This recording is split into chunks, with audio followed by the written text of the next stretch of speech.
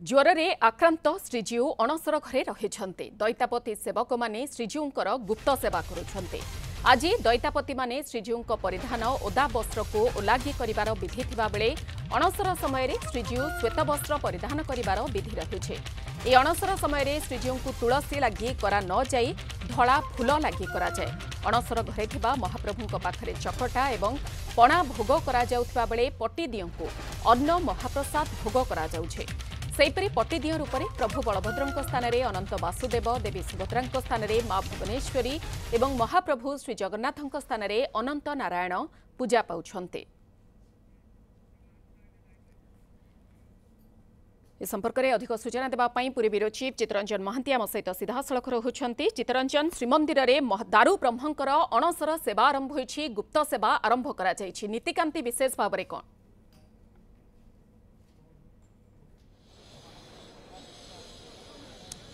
घन अंधकार रे महाप्रभुंकर चली गुप्त सेवा।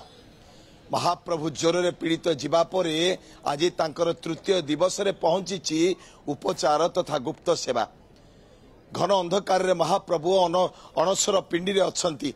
आसीथिले रत्न सिंहासन रु आसिले स्नान मंडप को एवं इंद्रदेवंकर पृष्ठ जो वृष्टि जलवृष्टि एपटे सेवकंकर सुनाक कोरु जल लागी ए उभय जल लागी रे महाप्रभु हेले ज्वर रे पीड़ित आउ जाइछंती रत्न सिंहासन को जाई नाहंती, अटकी गले अणसर पिंडी रे। अनवरसर आज होची तृतीय दिवस। समस्ते जानती गोटाई दिन पूर्वर होइतिला स्नान यात्रा, आज किभली तृतीय दिवस है। किंतु जो दिन स्नान यात्रा होइतिला सेही दिन धाड़ी पहंडी महाप्रभु बाहुड़ा पहंडी परे प्रभुंकर सेही मध्यरात्र रु आरंभ होइतिला गुप्त नीति।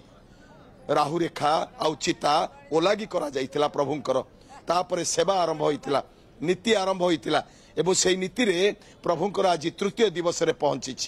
आ सबुठारु बड़ कथा होउची महाप्रभु को ज्वर रे जाई आउ किछि भल लागुनी भितरे कौनसी घंट घंटा घंटी भजन कीर्तन सबु बंद, नीरव निस्तब्ध निकांचन अंधकार रे महाप्रभु गुप्त सेवार अछंती।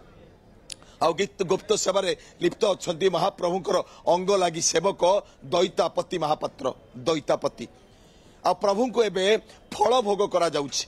प्रभु को एबे फल भोग करा जाई सर क्षीर राबेड़ी रसावली ए सब भोग करा जाउछि। किंतु तांकर पट्टीदिय जेहेतु भीतर काठ निकट रे पूजित होउछंती, अणसर ताटी निकट रे पूजित होउछंती, तांको पाखरे अन्न भोग खेचुड़ी भोग होउछि एवं तारि भितरे प्रभुंकर रूपरे प्रभु महाप्रभुंकर रूपरे अनंत नारायण, प्रभु बड़ ठाकुरंकर रूपरे अनंत वासुदेव, देवी सुभद्रा मां भुवनेश्वरी पट्टीदिय पूजित होउछंती। एबे महाप्रभुंकर आज 7:30 रे द्वार फिटा नीति अनुष्ठित होइतिला। मधु 7:55 रे प्रभुंकर मंगल आरती होइतिला, अर्थात पट्टीदियंकर।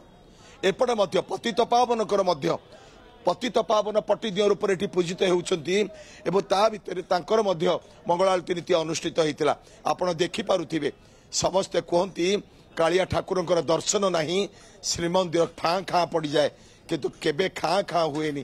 ता पाखरे तार भक्त सबु बळे समागम रे थांती, किंतु भीतर कौन सी कोलाहल नहीं।